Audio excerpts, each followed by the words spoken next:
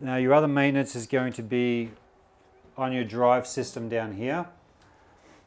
So your bearings, you have two bearings here.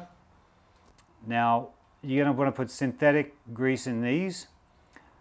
A good synthetic grease is usually good. We usually supply you guys with an extra tube of what we use. It's called a super lube, and it is unbelievable stuff. If you can get your hands on super lube, use it because it's really, really good. Now inside, beneath this coupler guard here, is where your actual fluid coupler is.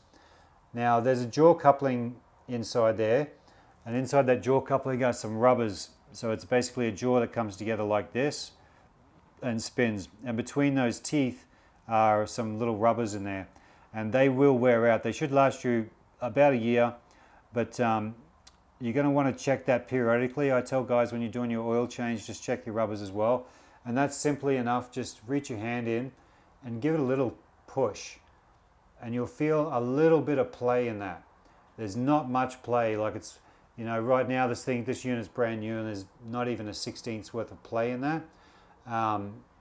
When you find that play is increasingly bigger, up to the point for about 3/8 of an inch play, then your rubbers are fairly worn out and you're going to need to replace those.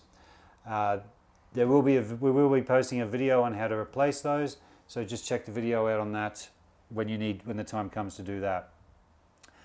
And so that's your maintenance on. Oh, and with your fluid coupler, you will need to replace the oil in that once a year.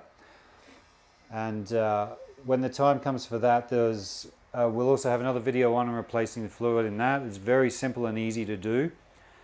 And that's a hydraulic 32 oil that we put in the fluid coupler.